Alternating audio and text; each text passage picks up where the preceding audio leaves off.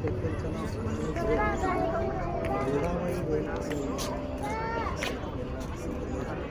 1998मध्ये pharmacy आणि या विरुद्ध विशेष म्हणजे ही 5 मजली खाली खोदलेली आहे.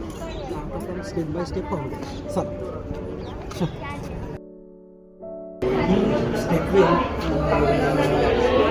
राणा वीरसिंह वाघेला या वाघेला डायनेस्टीच्या स्मरणार्थ बांधली होती 1498 साली. त्यावेळेला याला साधारण 5 लाख रुपये खर्च झाले. व्हाईट सँडस्टोनमध्ये ही बांधलेली आहे. याचं नक्षीकाम हे बघून घ्या. नक्षीकाम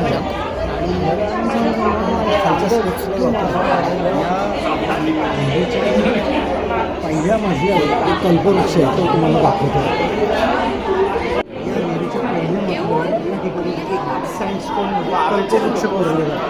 त्या ठिकाणी म्हणजे कल्पवृक्ष हा एकाच सँडस्टोनमध्ये कोरलेला त्या ठिकाणी दिसून येतो.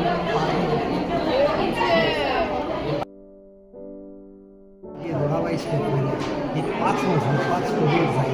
त्याच्या पहिल्या मजल्यावर जो कल्पवृक्ष एकाच सँडस्टोनमध्ये कोरलेला आहे आणि तिसऱ्या चौथ्या मजल्यावर टोटल नवग्रहांच्या प्रतिमा आहे. याचा उद्देश हा होता की या नवग्रहांच्या दर्शनासाठी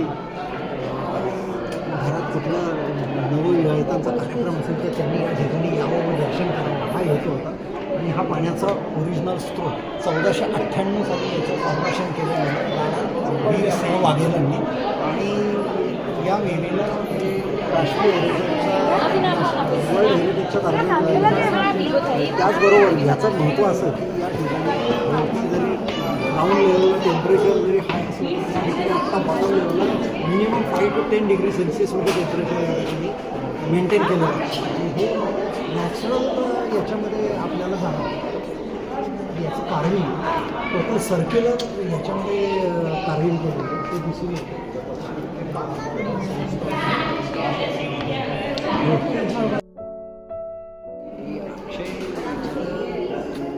स्त्रोताची जी कल्पना आहे त्याला खरोखरच म्हणजे नमस्कार. साधारण 500 वर्षापूर्वीचं शोधलेला जलस्रोत आजही कार्यरत असल्याचं या ठिकाणी दिसून येते. ते आपल्या पूर्वजांचं काम किंवा जे योगदान आहे ते किती महत्त्वाचं आहे याच्यातून जाणून येतं. ते आजही चिरकाल टिकलेलं दिसून येते.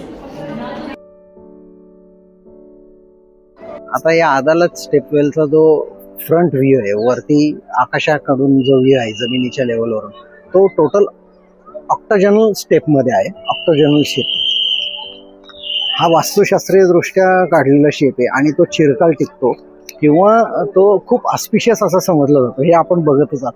आणि त्याचं जिवंत उदाहरण म्हणजे आज 500 वर्ष झाली तरी तो अबाधित असा टिकलेला दिसून येतोय आपल्याला.